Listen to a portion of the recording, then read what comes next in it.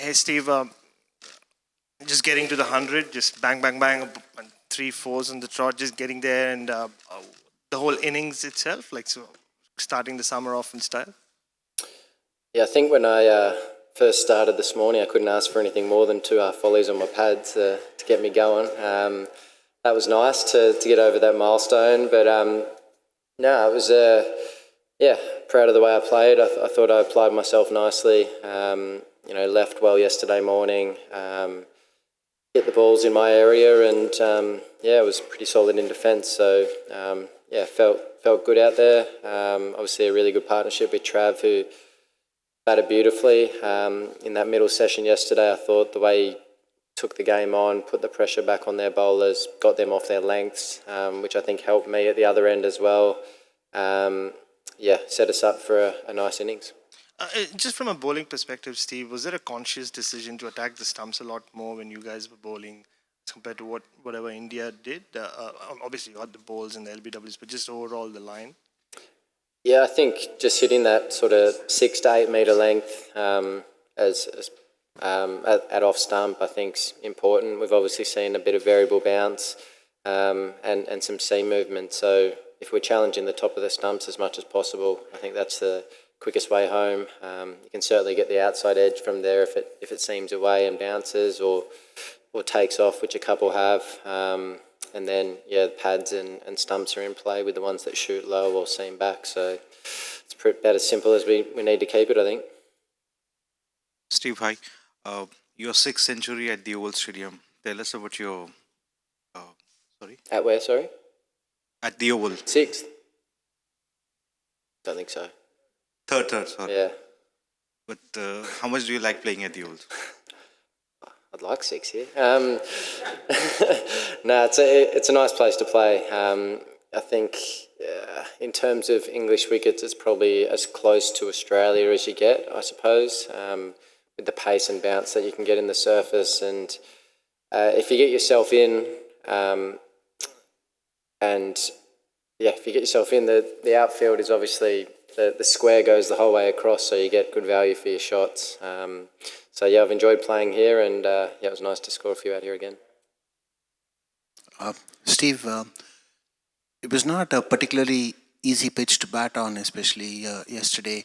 A lot of uneven bounce and some shooting up and some keeping low. So what do you think was the key for you to make this many runs on this pitch?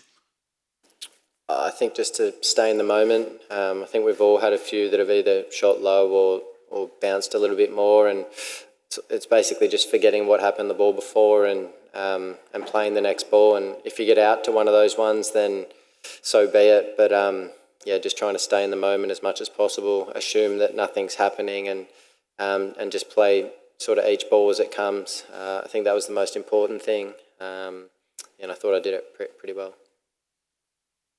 Steve, what does it say about England's chances of going well at Bazball, the way you blokes bowled this evening or this afternoon? I mean, the ball was moving around, blokes were getting hit. It looked like quite hard work. Can you see an ultra-attacking style working against that sort of bowling and that sort of attack? I mean, I think it'd be difficult on this kind of wicket that's up and down and seaming around. It's not easy to defend, let alone come out and swing. So, I think I said it initially when Bazball started, that I'm intrigued to see how it goes against our bowlers. I've said that all along. So, they've obviously done well against some other attacks, but they haven't come up against us yet. So, we'll see. It's obviously been exciting to watch. I must say I've enjoyed watching the way they've played and the way that I guess they've turned things around in the last 12 months or so. But we'll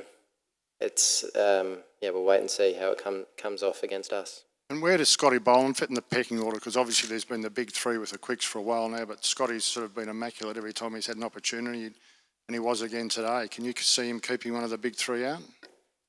Well, I'm not a selector, but I know from having faced Scotty in the nets recently, he's bowling very nicely. I think the angles he provides, his ability to hit the stumps from slightly shorter than some of our other bowlers is a big plus.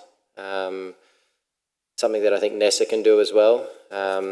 Shorter guys that are a bit skiddier, so if there's any seam movement, it gives the ball more chance to move and still hit the stumps, if that makes sense. The skills he possesses magnificent. He's turned up every time he's had an opportunity. So whether he's leaving any of the big three out, I don't know the answer to that, but he's certainly a quality prospect, as we've seen for a couple of years now, every time he's had his opportunity. So we'll see how we go. Steve, during one of the breaks in play, Ricky Ponting did a segment for TV back home where he was looking at the guard that David Warner's been making. Looks quite unusual and quite deep. Has that caused any of the rest of you any issues, sort of where you would almost fell in it. Has it been off-putting, and have you had to sort of move around it at all? I didn't really move around it. I got used to it eventually, but almost twisted my ankle the first few balls I faced out there, to be honest. But and then I sort of got used to it. But it was odd. I've never experienced that before on that side, really. You occasionally get the edge of the foot marks. The back end of a game, second innings, where you kind of fall into them and you're a bit, I don't know, just off balance. But when I'm moving to off stump and I've got this hole there, it was something I hadn't experienced before. But maybe we need to do it more often. It worked for me, so he can keep digging that hole, I suppose. Yeah, I mean, just following up on that, did you know, Dave, as someone who bats after Dave, did you know that was going to happen, and any issues in terms of what you can do to the pitch in that respect? I had no idea that it was coming until I walked out, marked my guard and saw this big hole there, and I was just wondering who made this. And I think I asked Man, I said, what's going on down the end here? There's this big hole that I'm about to fall into. It was odd, but whatever the batter needs, I suppose, to get themselves in a good position. Steve, can I just ask from a technical point of view, Steve? You spoke a lot leading into last summer about your trigger movement and how you changed that a little bit. Have you kind of brought it back a little bit more, where you're moving a bit more across your stumps? Yeah, I quite like it for English conditions and the way the ball bounces over here. It obviously worked when I was here last time. Just the positions I get myself into, it doesn't mean I'm going to do it all the time. I may revert back to old styles at certain periods when I feel it's necessary, but on this surface and with the bowlers I was coming up against, I felt that was the right way forward. Steve, what did the Aussie bowlers do right to dismiss the top order Indian batsmen? I think it's just putting the ball in the right area more often than not, owning that sort of, I think it's probably 5.5 to 7 metre length, top of the stumps. There's enough natural variation there in terms of up and down. Obviously Virat got a very difficult one. He couldn't really do much there, to be fair. And if you're hitting those areas consistently, it's quite challenging. Steve, just following from Louis there, talking about that trigger or that movement for you, is that something that takes a little bit to get used to going back to again? Like I noticed in the nets the other day, you were doing a bit of it, and is it something also that you look back at the 2019 Ashes and it was pretty pronounced? Is that part of your thinking for why you've gone that way? It doesn't take long to get back. It's probably my more natural sort of movement, I suppose. So no, it didn't take very long. I actually batted the other way in my first 2 county games I played here, and then started playing that way in the third game because I wasn't quite happy with the positions I was getting into. So it didn't take long. One hit out in the middle and I was fine. Steve, had Pat been having any trouble with no balls in the nets at all, and given he's bowled 4 of them? I'm not sure. That's a question for him, I suppose. I'm not looking at his front foot. Obviously that hurt. No balls are costly, and you want your bowlers behind the line as much as possible. And Jinx is still out there, so no balls are never good.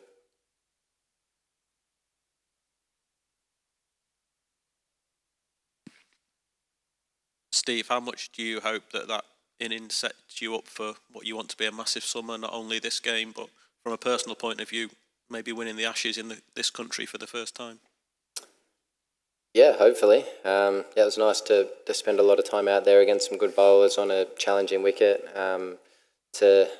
After getting sent in, so I'll take a lot of confidence out of that, and hopefully can keep building and have a successful summer.